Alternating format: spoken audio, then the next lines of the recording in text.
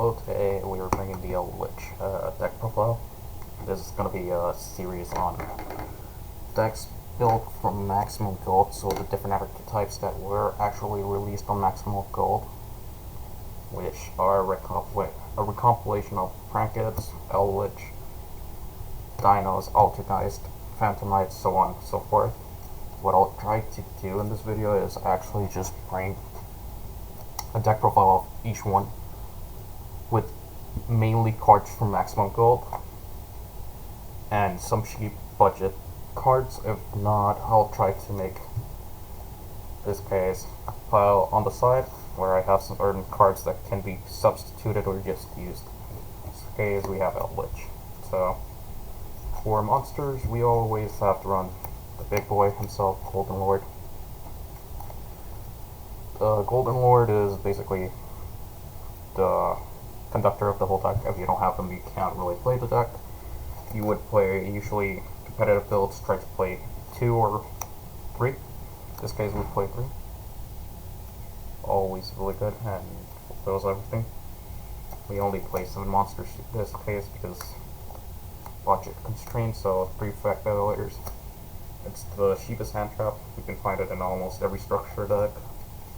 At least recently it hasn't had a really good printing. Tank tubs for going second. You can substitute if you have better hand traps. You can do that, and same thing with tubs. Pretty good card all around, but you can always substitute it for something else. You have first spells, Curse the Outland, Playset. Competitive builds cut it out, but at least if you're playing for Maximum Gold exclusively, you really want to play 3 of them. It's really searches everything. It could be a 1-card Eldlich on the field combo. Before these, let me just go through the other ones. Playset of Black Awakening. This special summons from deck. It's in the regular spell. That's about it. On the more expensive side, we have Playset of Pot of Extravagance. I know it's not really the cheapest card in the deck, but I thought it would be useful to run it, since it's a Maximum Gold card and one Called by the Grave, as an alternative for Pot of Extravagance, which I know is really expensive, and it's probably what would drive the price of this core up. You could try substituting it for a interesting engine of Wish Burial Goods.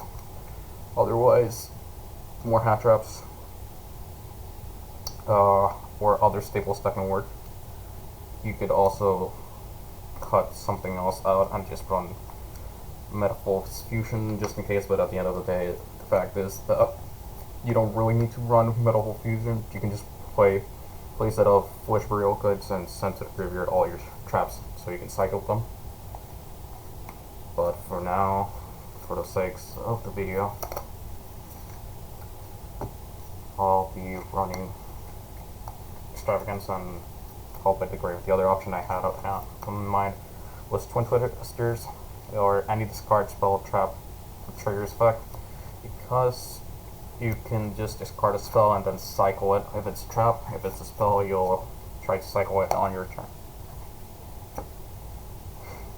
And why these options are specific? Essentially, Twin Twisters is usually a really cheap card. Wish Burial Goods, I think, got bought out recently, making it quite a bit of an expense, and yeah, it just depends if you want more spell trap destruction or you just want something to cycle stuff. Traps, we play Playset of Conquistador. Non-targeting removal, always good. Move this to the back. Playset of Waquero. Waquero basically just is graveyard removal, this popping. So you play Playset of each, they do everything in the deck. You can opt to cut one Waquero if you really wanted to. I like playing 3. Targets the graveyard. Lastly, 1 Guardian of the Golden Land. So in case you don't have the option to play a lot of Conquistadors, you can replace it for Guardian, but Guardian is kind of it's just bad. but you could play it for under budget constraints. If you really wanted to play budget-wise, you could cut out more of the elixir cards and just run more budget-friendly ones, like White Awakening and stuff like that. Next up, play Playset of Golden Land Forever. Protect stuff, you can tribute your Eldlich and revive him with another spell or trap. So this is pretty good. Then Playset of best one, Scarlet Sanguine, special summon something from the graveyard. Play it.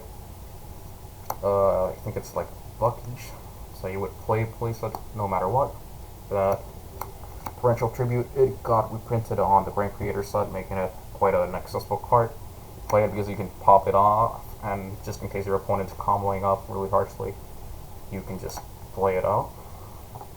Next up, we have the package for it, Trap Trick. We only have 2 regular trap quirks, so we have those 3. So it's either you're turboing out Scarlet Sanguine on the end phase, or you're torrential tributing because opponent's going off. So banish one and get the other. Next up, Soul Strike. Again, got reprinted. Really good, really accessible. And lastly, 2 summon limits. You can up this to 3. I would replace probably then one of the Extravagance Onion if need be. Lastly, extra deck wise, we have 3 Golden Lord. You can play Golden Lord. I don't have the spell to fusion summon him, but if you do, you can run it instead. For links, these can be a little bit more varied, but I have a Playset of Link Spider. You can cut off, run more engine requirements or more stuff. Playset of All Mirage, because that's another card you can run. Not really the greatest for this deck, but it's pretty good to have. Lastly, Nightmare Phoenix. You could run Nightmare, one of each Nightmare. They're buck each, I'm pretty sure, and it could really restrict being fine. And for that, we play Trains. We play 1 number 81, 2 Super Dreadnought Ray Cannon, and 2 Gustav Max.